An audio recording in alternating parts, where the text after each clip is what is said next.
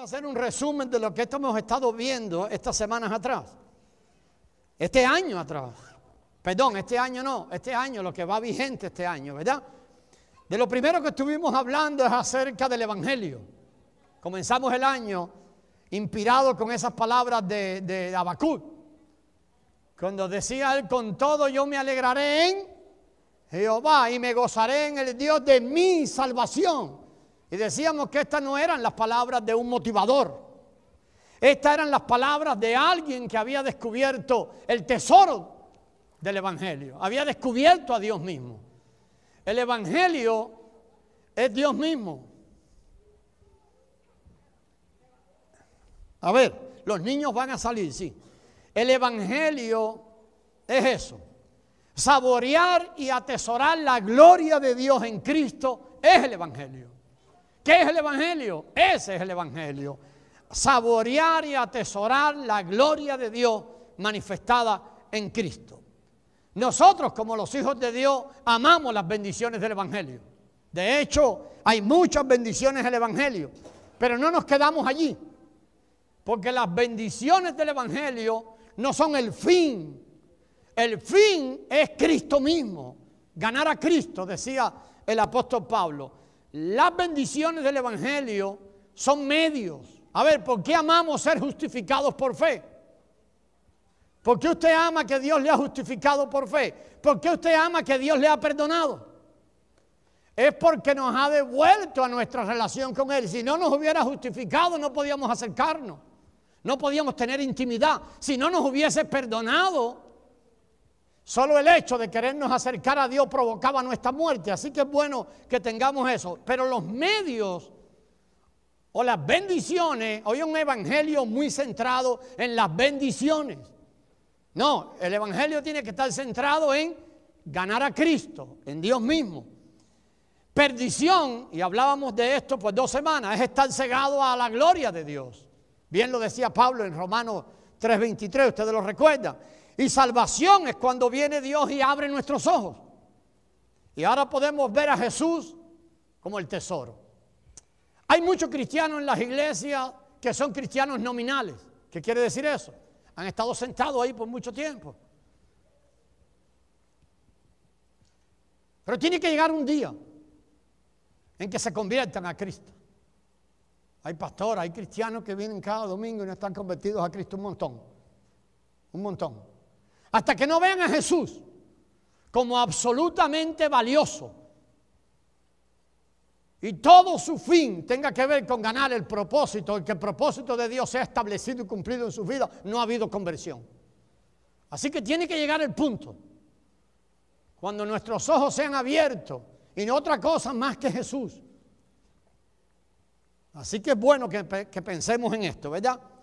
Y nuestro rol para ayudar a otros o para llevar a otros a esta salvación no es convencer a la gente. ¿Se acuerda que hay uno que convence? ¿Quién es el que convence? El Espíritu Santo de Dios, amén. Él convence. ¿Qué hacemos nosotros? Llevamos y hablamos las buenas noticias, eso es evangelio. Las buenas noticias de salvación a partir y como base de una vida de amor.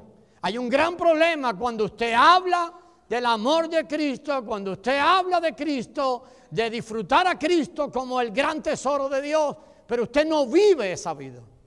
Así que nosotros hablamos las noticias de salvación, pero a partir de una vida de amor. Y es importante cuando hablamos de las noticias.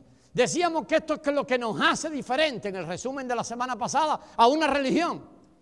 En las religiones, y yo sé que ustedes repasaron sobre esto tal vez en los grupos, pero en las religiones solo se basan todas en consejos de cómo nosotros podemos acercarnos a Dios. El evangelio se basa en noticias.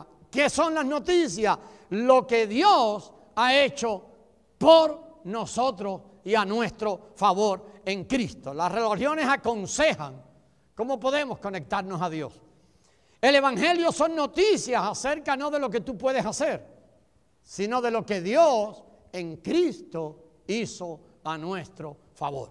Hay una palabra, decíamos por allí esta semana en los grupos, favorita en las religiones. Y muy favorita, ahorita estábamos cantando una canción que dice de servir a Dios. A mí siempre me salta a la mente esto. ¿Qué considera la iglesia de servir a Dios? La mayoría es hacer un poco de cosas para Dios. Eso no es servir a Dios. En estos días, y vamos a verlo en el segundo nivel de Formando para la Vida, la importancia del llamado que Dios nos hizo como sacerdotes. Así que ya el material está listo, trabajen con el de ustedes. Porque ese es el oficio nuestro, el oficio sacerdotal, en servir a Dios, haciendo sacrificio en el altar. Eso era lo que un sacerdote hacía. O sea que servir a Dios y las religiones han cambiado esto. Servir a Dios es que usted haga un poco de cosas para Dios. Eso no es la esencia del cristianismo, no es. Hacemos cosas, sí hacemos cosas, pero lo hacemos desde la palabra, desde la vida que ha sido puesta en nosotros. Así que es muy importante esto. ¿Cuál es la palabra favorita en el cristianismo? No es hacer cosas, es hecho está. Alguien lo hizo para nosotros. Alguien lo hizo para nosotros. Así que es importante. Todas las religiones tienen un fundador. Todas, no importa la que usted ponga. Que dice que él proviene de Dios. ¿Y cuál es su trabajo? Decirle a la gente cómo pueden relacionarse con Dios. El cristianismo es el único que tiene un fundador que dice, o sea, no dijo que proviene de parte de Dios, dijo yo soy Dios y vengo a buscar al hombre. Eso es lo que nosotros tenemos, exclusivo. El cristianismo es el único que tiene un fundador que dice soy Dios y yo vine a buscar al hombre. El cristianismo es lo opuesto a todas las religiones. Por eso el cristianismo trae libertad al corazón del hombre. ¿De qué lo liberta? Lo liberta del yugo de la esclavitud a él mismo, del yugo de la esclavitud de vivir agradando a los demás, del yugo de la esclavitud de tener que agradar a un Dios que no conoce. Hermanos amados, Dios está agradado con usted. ¿Lo sabía eso? Amén. ¿Lo sabía? Viva así todos los días. Está agradado por usted en Cristo. En Cristo, por la obra completa de Cristo a nuestro favor, completa y consumada en la cruz del Calvario. Nuestra oración es que se abran nuestros ojos y podamos ver el Evangelio. Podamos ver la obra completa y consumada de Cristo en la cruz del Calvario a nuestro favor. El Evangelio anuncia y proclama lo que Dios ya ha alcanzado a nuestro favor. Muchos creyentes, ahora hablo de más religiones que tienen nombre de cristianas, entendemos que el hombre ha sido salvo por la gracia de Dios. O sea, de alguna manera milagrosa, Dios obra y trae al hombre hacia Él. ¿Cuál es el problema de la mayoría de las religiones cristianas? Es que ahora creen que el camino hacia Dios, después que son salvos, también tienen que hacerlo. Abandonan la gracia y comienzan a vivir por el esfuerzo propio. No, hermano. De la misma manera que usted llegó a Cristo, de esa misma manera tiene que andar en Él. De la misma manera, el caminar completo en todo este recorrido hasta la Nueva Jerusalén es por gracia y se debe todo al obrar de la vida divina que ha sido puesto en nuestro interior. Hoy vamos a hablar un poquito más y vamos a ampliar más de esto. Vamos a hablar de un versículo que muchos conocen. Está en Romanos 1:16. ¿Lo sabe de memoria alguno? A ver, le doy un poquito. Ajá. A ver, hermano, ya del Evangelio, dice el apóstol, no me avergüenzo, ¿se acuerdan? No me avergüenzo del Evangelio. ¿Por qué? Porque es poder de Dios para salvación. De nuevo, voy a pararme en esa palabra. ¿Para qué es el Evangelio poder de Dios? ¿Qué usted piensa cuando oye salvación? Espero que usted piense ya diferente. Pero la mayoría del cristianismo, ¿en qué piensa? Cuando oye salvación. El infierno y el cielo. O sea, somos salvos. Amén. ¿Por qué? Por la gracia de Dios. La mayoría del cristianismo piensa en esto. Ahora tenemos un boleto. Hemos comprado un boleto que nos lleva directo al cielo. Amados hermanos, la salvación es más que eso. El que usted compró el boleto, que Dios le ha regalado el boleto, porque no compramos nada. El boleto ha sido gratis. Lo único que hay gratis en este mundo que vale la pena. Pero gratis no porque no costó. Para nosotros ha sido gratis, amén. Pero para Dios costó todo. Él lo dio todo. Entonces es bueno que entendamos esto. Hoy vamos a hablar de el poder del evangelio para transformarlo todo. Usted tiene problemas en sus relaciones con sus hijos. El poder del evangelio es lo único que puede transformar eso. Usted tiene problemas en el manejo de sus fondos financieros. El poder del evangelio es lo único que puede cambiar eso. Usted tiene problemas en cuanto al racismo. Pueden escribirle a Trump. El poder del evangelio es lo único que puede cambiar eso. Usted tiene problemas en una doble vida. Le gusta mucho aparentar. El poder del evangelio puede cambiar eso. Usted tiene problemas en sus relaciones matrimoniales. No es la consejería cristiana la que va a cambiar eso. No es un consejero quien va a cambiar eso. ¿Sabe quién es? El poder del evangelio. Pablo anunciaba allí: no me avergüenzo del evangelio. Así que yo le digo esto: no se avergüence del evangelio. No nos avergoncemos del evangelio. ¿Por qué? Porque es poder de Dios para salvación. Ahí la palabra no es salvación de ir al cielo o al infierno. Es una salvación plena y total, donde el hombre tiene que ser salvo ¿de qué? Está bien del cielo y del infierno. Amén. Pero el hombre tiene que ser salvo de algo que nos está comiendo. ¿Sabe qué? De nosotros mismos. El hombre tiene que ser salvo del mundo en que vivimos. La salvación que Cristo ofrece en la cruz del Calvario, cuando fue puesto allí en sacrificio sustitutivo e identificativo por nosotros, es una salvación plena, total. El salvarnos de la condenación y el infierno o el cielo es solo el principio de esto. El apóstol dice: no me avergüenzo del evangelio, porque es poder de Dios para salvación. Pero dice al final, a ver, a todo aquel que en él, amén. Ahí completa la frase. Ahí completa la frase. Ok, vamos a ir ahí un poquito. Entonces la pregunta es esta: ¿de qué no avergonzarnos entonces? Dice el apóstol. No se avergüencen nunca. ¿De qué? Usted quiere ayudar a personas. Dele las noticias. Dele las noticias. No se ponga a hablar tonterías. No se ponga a aconsejar. Es que si hicieras esto, usted rápido vaya y actúa como si fuera un estudiado, letrado. Usted lo que va a hacer es enredar a la gente. Porque nadie con la mente humana podrá ir al camino que Dios ha vedado para la mente humana. Recuerden que eso hablamos días atrás. Entonces no lleve usted a la gente al camino del razonamiento.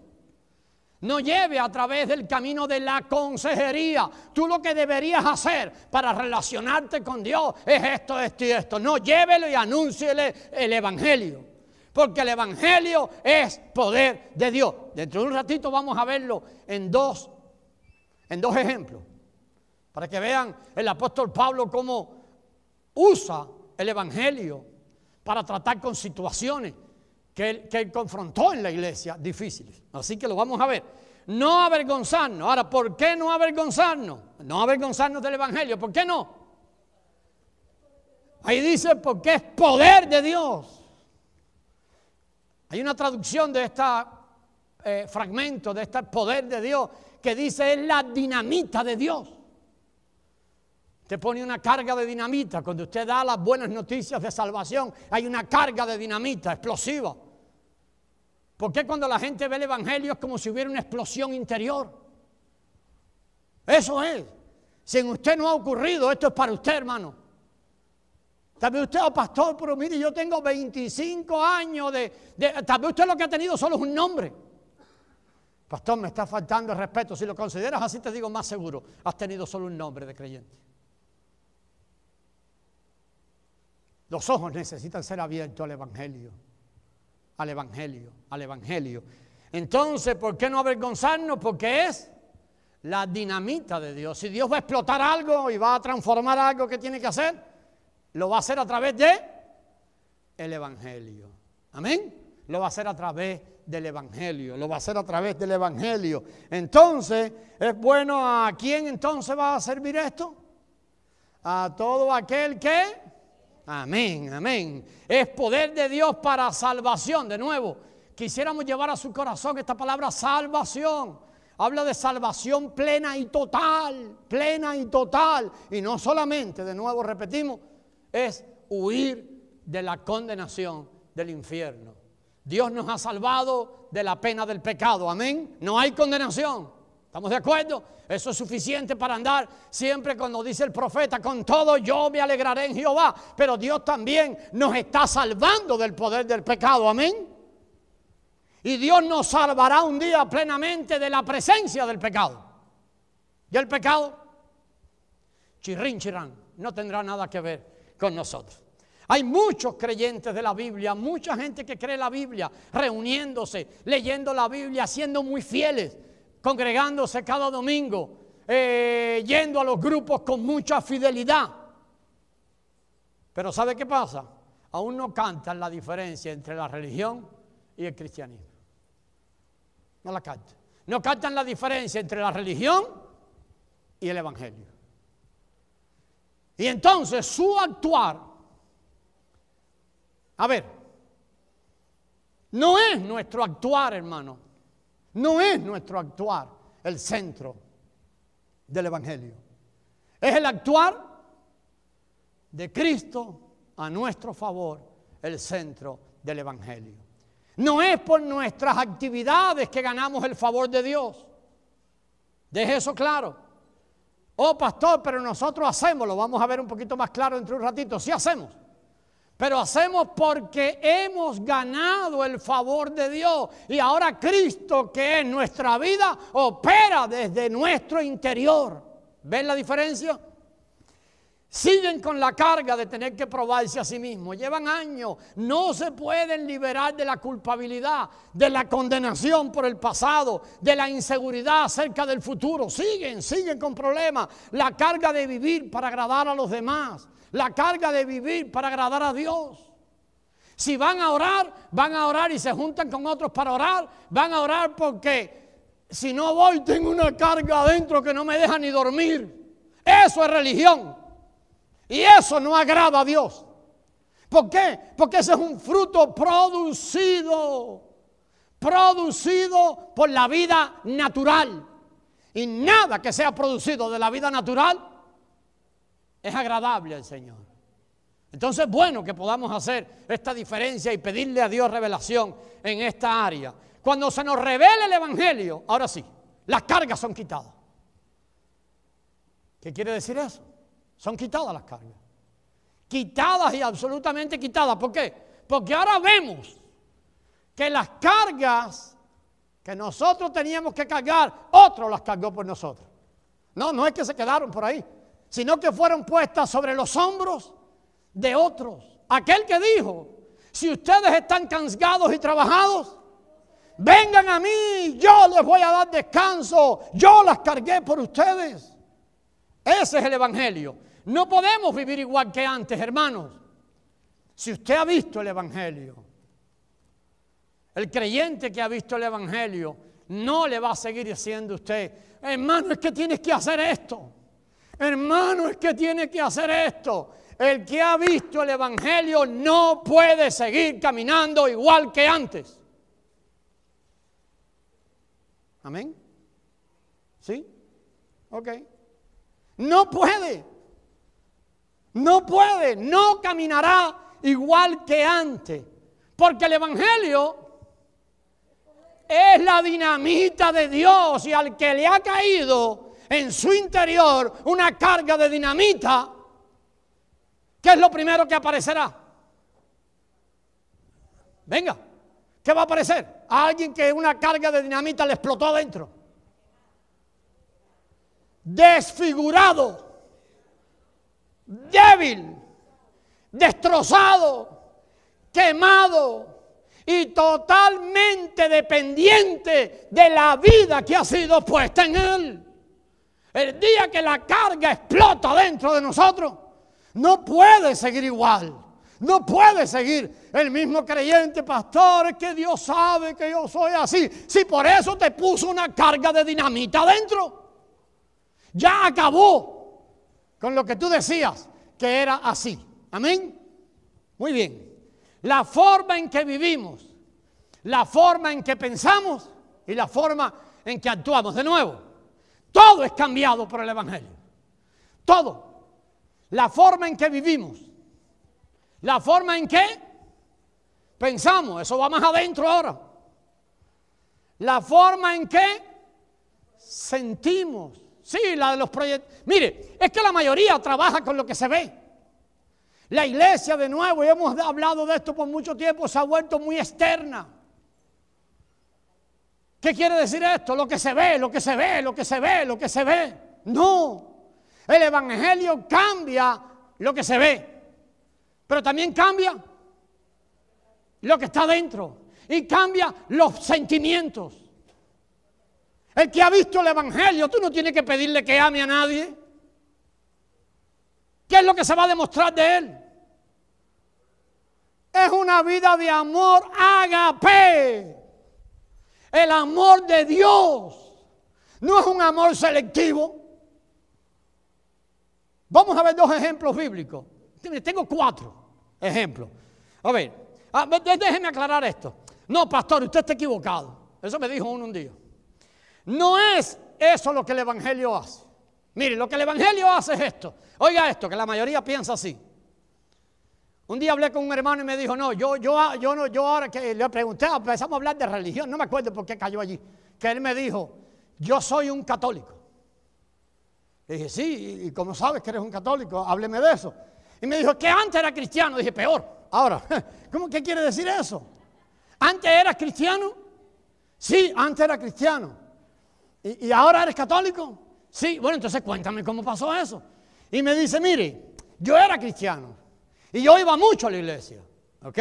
Para él, cristiano, ¿qué era? Ir a la iglesia. Yo iba mucho a la iglesia. Y en la iglesia yo cantaba. Para él, cristiano, ¿qué era? Ir a la iglesia y cantar. Y yo servía mucho a Dios. En todas las cosas que la iglesia hacía, yo estaba allí. Para él, cristiano, ¿qué era? Ir a la iglesia, a las reuniones, cantar y hacer todas las cosas, participar en todas las actividades de la iglesia. Hermano, sea honesto. Bueno, yo sé que aquí no, en otras iglesias. El 99% del cristianismo cree que eso es ser cristiano. Reunirme, es más, si usted es un sierva que guía un grupo y tiene a alguien que viene siempre fiel a las reuniones, de vez en cuando hasta ofrenda. ¿Qué más? Usted dice esto, llega tempranito. ¿Sabe lo que usted dice? Este es un buen cristiano. Hermanos amados, la mayoría piensa eso. Tal vez usted lo piensa de usted mismo. Yo soy un buen cristiano, pastor. Escucha, hermano querido. Pastor, lo que hay que hacer es recibir el perdón de los pecados. Y ahora nos toca vivir por la ley de Dios.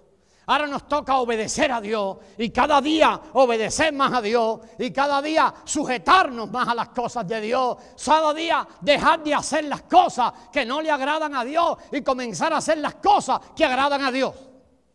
Y entonces, si yo hago eso, pastor, y cualquier hermano hace eso, va a estar bien con Dios, va a estar bien con los demás y va a estar bien con él mismo. Eso es lo que la mayoría del cristianismo piensa. Eso es lo que esa persona pensaba. Cuando le dije, pero antes era y ahora no eres. Me dice, no, porque dejé de ir a la iglesia. Ya no soy creyente.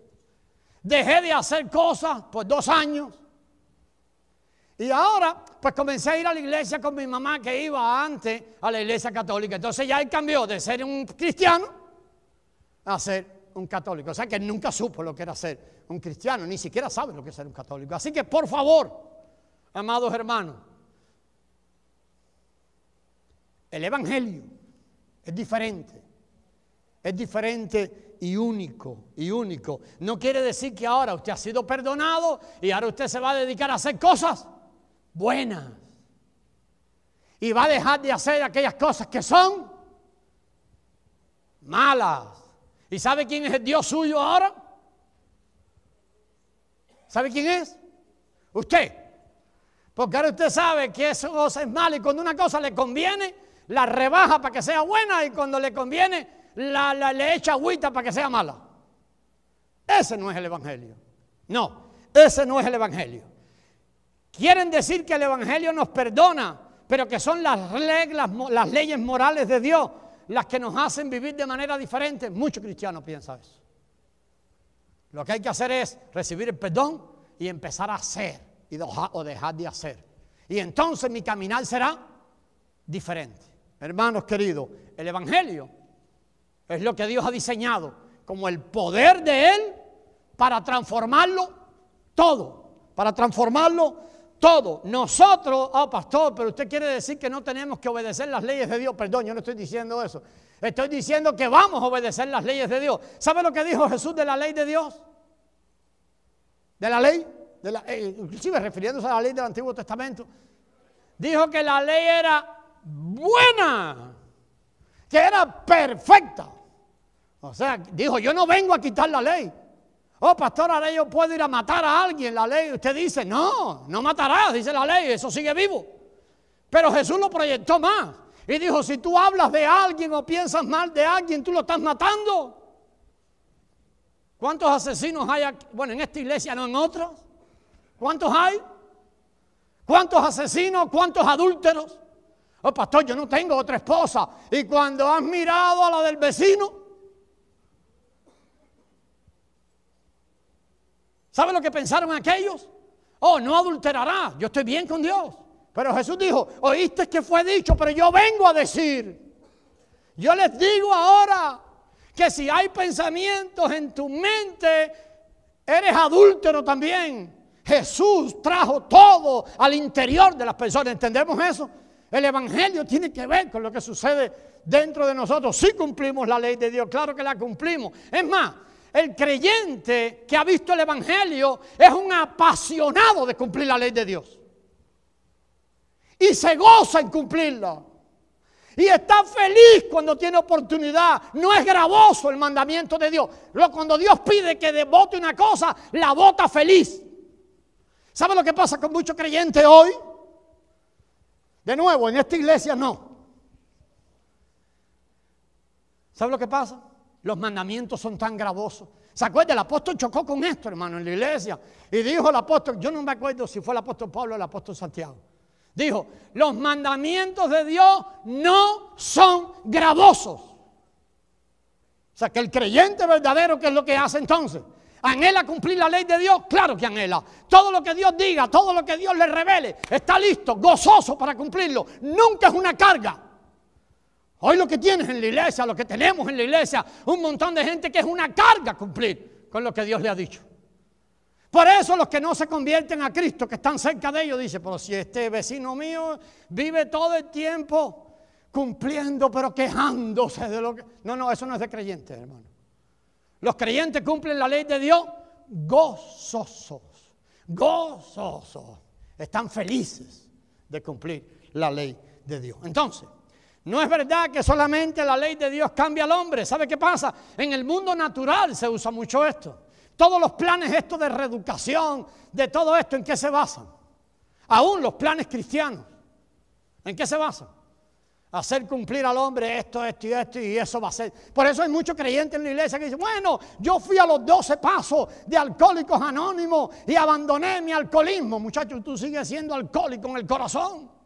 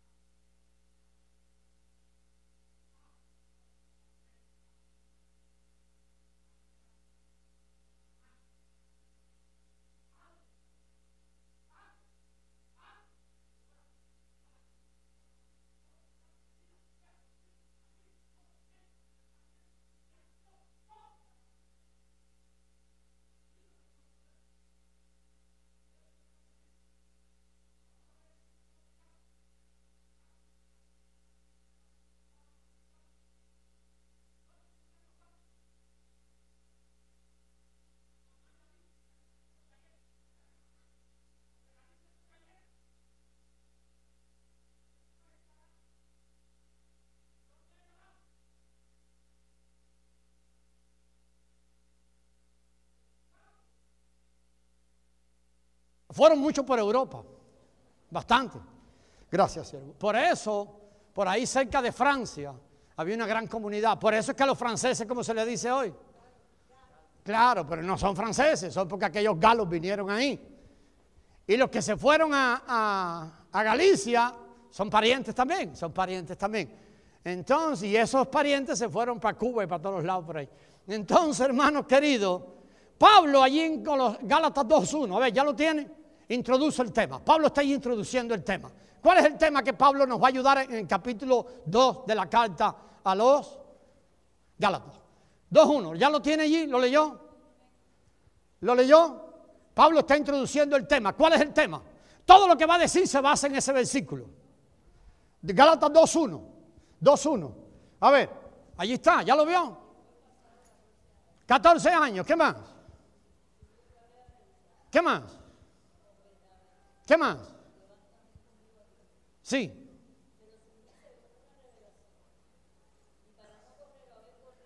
¿Yo estoy bien o usted está mal? Dios mío. Ve que es 11. ¿Y por qué dije 1? Es que abajo puse 1. Vamos al 11, porque si no tenemos que leer hasta el 11. Pablo en Gálatas 2:11 introduce el tema. En realidad, perdón. Arriba está 11, o sea, gracias, sierva. 11. Pablo va a hablar de un suceso. Él se encontró a Pedro y lo reprendió. Amén. O sea, que lo que va a hablar ahora en adelante tiene que ver con un encuentro de él con Pedro. Aquí está el apóstol Pablo reprendiendo a la columna en ese momento más importante de la iglesia. ¿Quién era? Pedro, amén.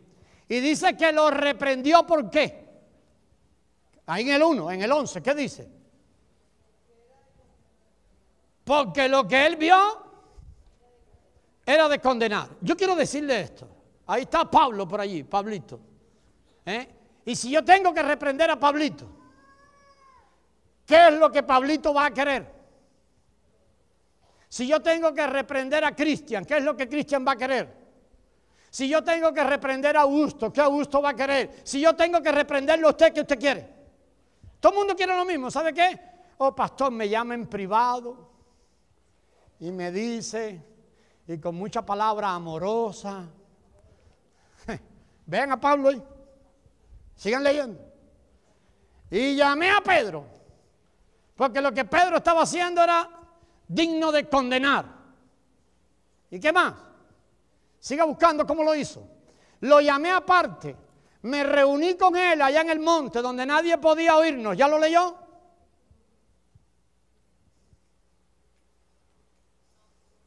¿Qué dice?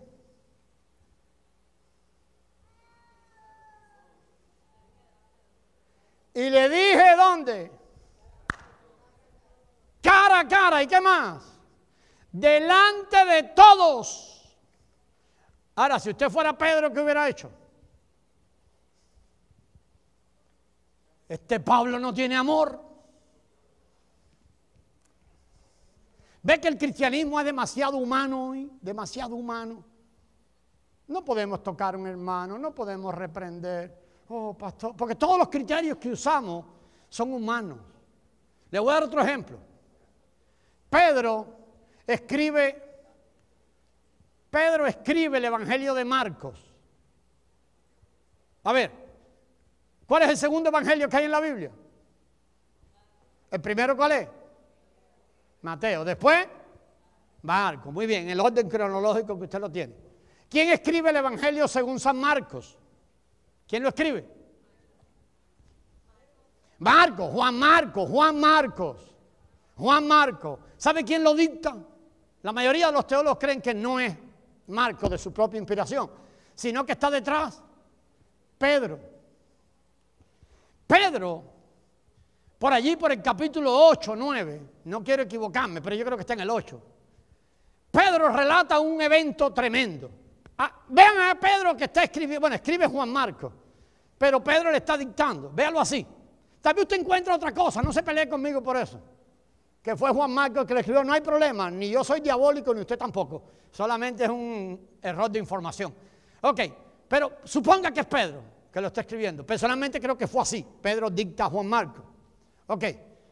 En el capítulo 8, el Señor hace una pregunta. Yo creo que está en el 8. Y le dice, ¿quiénes dicen ustedes que soy yo? ¿Se acuerdan de aquello? Está registrado en los 3 evangelios. Mateo, Marcos, Lucas y Juan. Mateo, Marcos y Lucas. ¿Y qué dice Pedro? Recuerda, es Pedro. ¿Qué dice Pedro? Tú eres el Cristo, el Hijo del Dios viviente. Amén. ¿Se acuerdan de aquello? Muy bien. ¿Jesús qué le dice? Eso no te lo reveló ni sangre, ni carne, ni sangre, sino mi Padre que está en los cielos. Amén. Pero cuando Pedro oye eso, poquito rato después, Jesús dice que se va a morir en la cruz. ¿Y qué hace Pedro? Lo llama. Ahora Pedro lo llama aparte. Y empieza a decirle, Señor, pero no hagas tal cosa. Yo no sé lo que le habrá dicho todo, pero tal vez le dijo, ¿morirte por esta gente? Por favor, Señor. Y Jesús le dice algo a Pedro. ¿Se acuerdan? ¿Sabe lo que le dijo? Pedro, eres un diabólico. Si este Pedro le dice a usted que es un diabólico, a usted no hay quien lo aguante. Pastor lleno de falta de amor. Ahora, ¿por qué Pedro, que está escribiendo, no omitió eso? ¿Eso no es vergonzoso? Yo no sé si Pedro sabía que mucha gente iba a leer eso, pero que el Señor Jesús directamente le haya dicho a Pedro, oye Pedro, tú eres el puritico Satanás.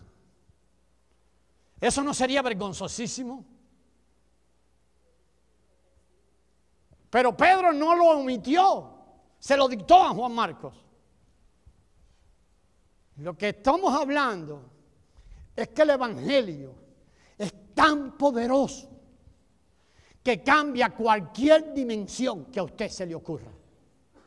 A Pedro no le importa nada con tal de que la gloria de Dios, la gloria del Hijo sea revelada, que contar algo que él tal vez bochornosamente cometió.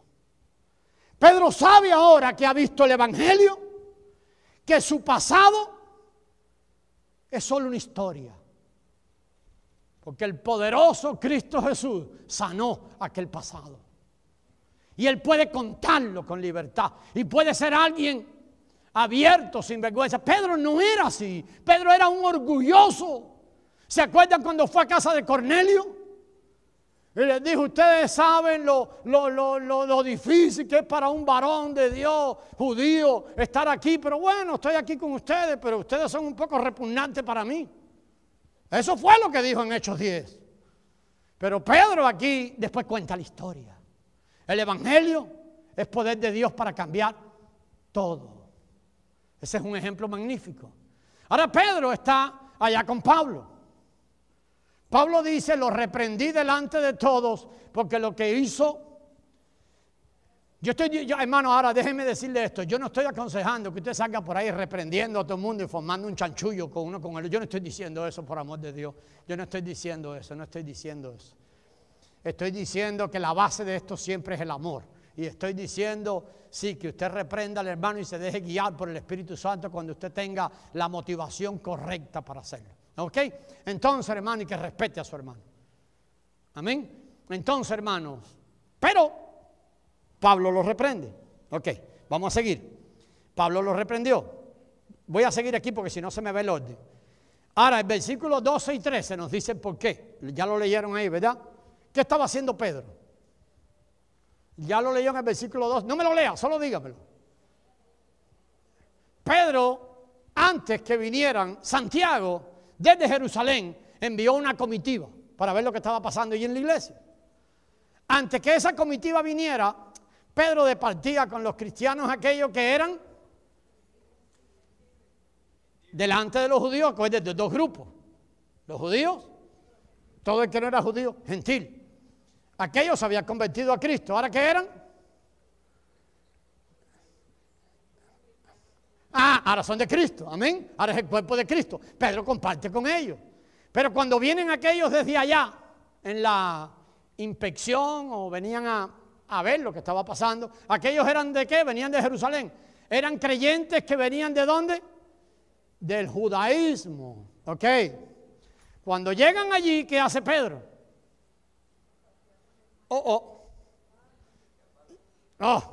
Yo me aparto de estos. Y comienza a no juntarse con los cristianos que él se estaba juntando días antes y que comía con ellos, estaba haciendo una vida formidable como miembros del cuerpo de Cristo. Pablo allí lo reprende, ¿estamos de acuerdo? Y del 14 al 21, lo que yo quiero destacar es que vemos la manera en que Pablo lo hace. Ok, la idea central es esta: el evangelio es poder de Dios para cambiarlo todo. Amén.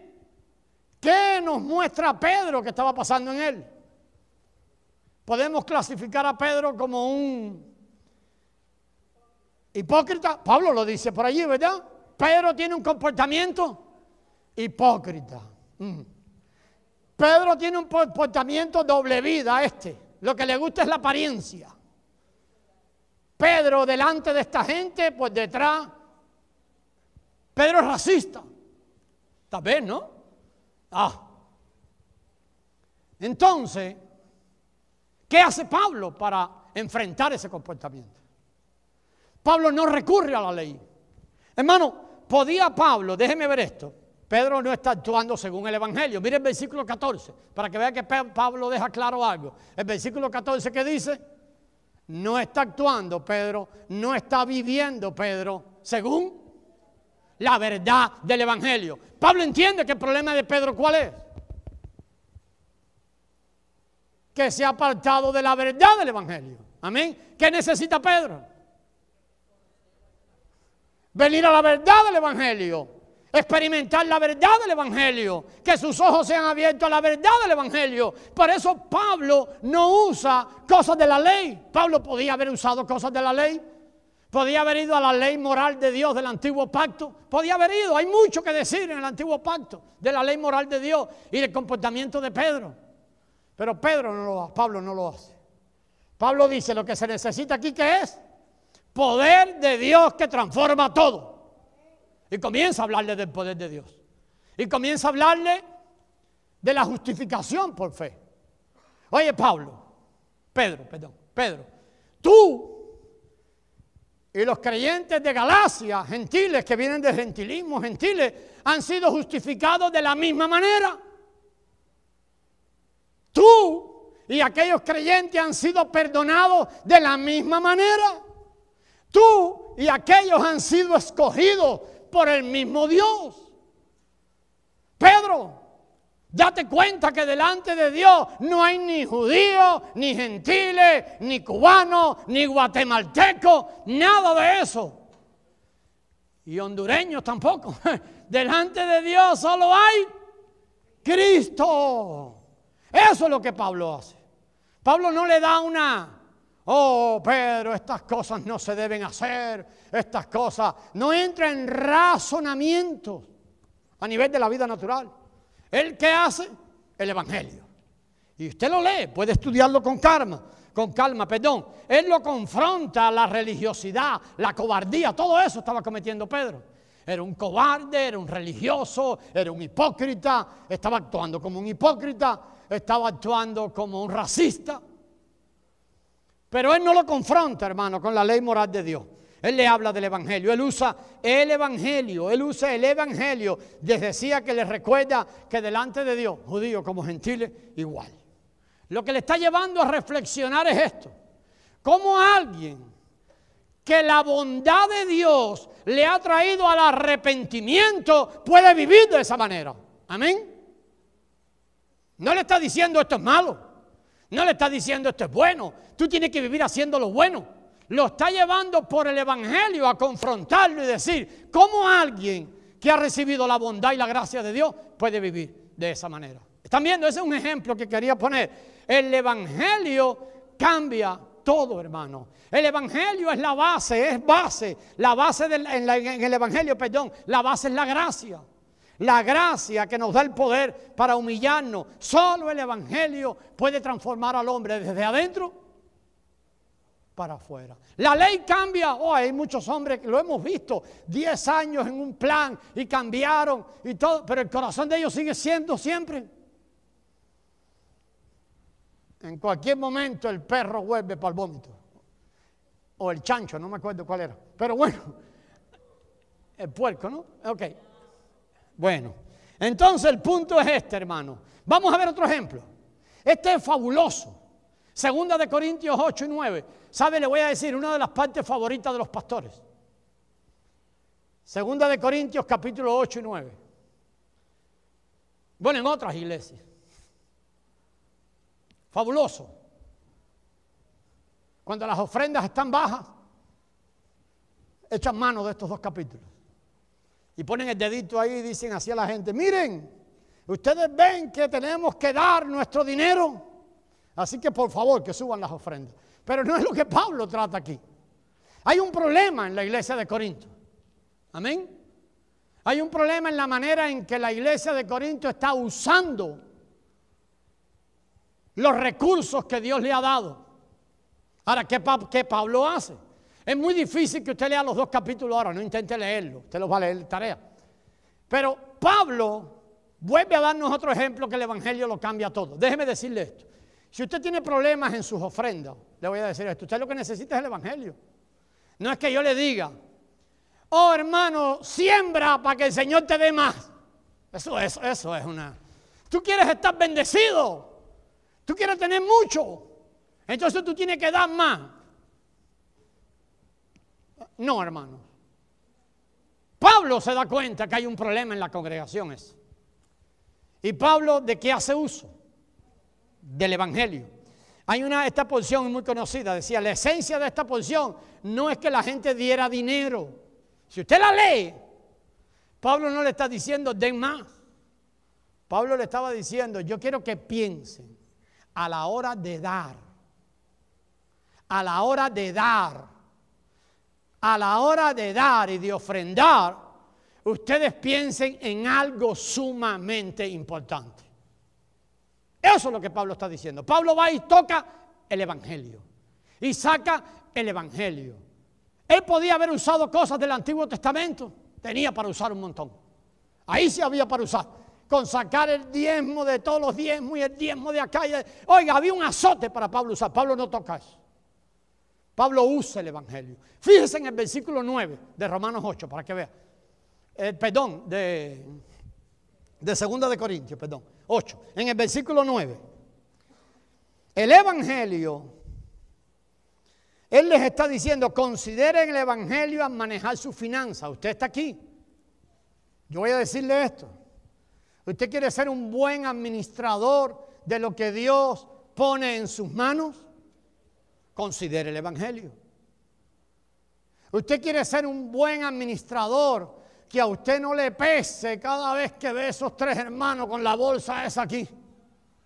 Y usted tiene una tristeza adentro, no importa lo que usted haya ganado, porque lo que le pesa es dar. ¿Usted quiere que no le pese nunca? Considere el evangelio. Déjeme decirle más. A usted, para que no le pese cómo está usando lo que se guardó en el bolsillo. Hay un montón de cristianos que tienen problemas en cómo usan su dinero. No el que dan, ¿sabe cuál? El que no dan, el que se quedan con él. Para que no le pese, le voy a decir esto, considere el evangelio. Vamos a ver. ¿Qué dice ahí Romanos 8:9? Segunda de Corintios 8:9. Él les llama a pensar en algo. Miren lo que está haciendo en 8:9. ¿Qué les dice a él? Allí. Vamos. Que ya vinieron los niños.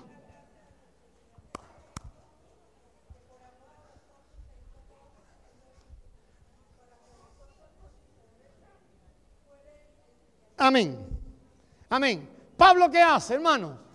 ¿Sabe lo que hace? Les dice una cosita muy sencilla. ¿Qué les dice? Hay uno que era muy rico, y por amor a ustedes, ¿qué hizo? Se hizo pobre. ¿Y se hizo pobre para qué? Para que ustedes fuesen enriquecidos. Pablo no toca el Antiguo Testamento. Pablo no va a hablarle un montón de cosas. Le dicen, consideren la gracia del rico, que era muy rico, y que se hizo pobre para que ustedes fueran enriquecidos. ¿Cómo manejas tu dinero? ¿Tu problema financiero? ¿Piensas en eso? ¿O lo que tú piensas es en guardar, guardar, guardar y guardar? ¿Jesús en qué pensó? El que era rico. Pensó en dar, dar y dar. Si nosotros vemos el Evangelio, nunca más tratarás lo que tú ganas como un recurso tuyo. Lo verás siempre como un recurso que Dios va a usar para enriquecer o bendecir a otros. Que no se llame el pastor. Sí, por favor, yo no estoy diciendo eso. Para bendecir al necesitado. Para bendecir al que está cerca de usted. Usted dejará de pensar en lo que usted pueda guardar y dejará de pensar en convertirse en un manantial para convertirse en ¿quién? En un río. En alguien que toma el dinero de Dios para que ahora el dinero de Dios pase para bendecir a otros. Eso es lo que el apóstol Pablo dice a los corintios. Mire, el Evangelio, cuando es visto y aplicado, va mucho más allá que lo que la ley requiere. Lo vimos en el Sermón del Monte. El Evangelio de Dios en verdad transforma todo. Puede cambiar de lo profundo del corazón a un hombre hipócrita como Pedro. Puede cambiar de lo profundo del corazón a un cobarde como Pedro. Puede cambiar de lo profundo del corazón a un hombre que vivía una doble vida como Pedro. Puede cambiar a un hombre racista. Puede cambiar a un hombre que tiene problemas en sus relaciones personales. Puede cambiar a un hombre que tiene problemas en manejar sus asuntos económicos. A un hombre que desperdicia los recursos que Dios le da, que ni siquiera, que es un egoísta en la manera en que maneja su dinero. El Evangelio es poder de Dios para cambiarlo todo, porque el Evangelio es el único poder de Dios para cambiar al hombre desde adentro hacia afuera. El Evangelio es el único que puede convertir el corazón de un esposo en el corazón amoroso que su esposa necesita. El Evangelio es el único que puede convertir el corazón de la esposa y considere a su esposo de tal manera que ella siempre lo respete. No es la ley. El corazón es el único que puede convertir a los padres en padres temerosos de Dios a la hora de criar sus hijos. No es la ley. Así que, hermanos amados, para terminar les dejamos eso. Nosotros debemos inclinarnos a la ley y al Evangelio. Claro que cumplimos la ley, claro que hacemos cosas, obedecemos todo lo que Dios nos ha mandado y lo que Dios nos mande, y gozosos lo obedecemos. Pero nosotros operamos, el cristiano opera en respuesta ¿a qué? A la vida que nos ha sido dada. El cristiano opera en respuesta a la palabra que es Cristo, que ha sido implantada en nosotros, y desde allí es que nosotros hacemos las cosas y no las producimos nosotros. El Evangelio es el poder de Dios para cambiarlo todo. Les decía que en el grupo veremos otro ejemplo. La próxima semana vamos a ver un ejemplo tremendo de cómo el Evangelio, aún operando en lo que llamamos el Antiguo Testamento, el Antiguo Pacto, es capaz de transformar a las personas. El Evangelio, hermano, es la dinamita de Dios para transformar a nosotros de tal manera que la gloria del Hijo sea revelada de nuestras vidas.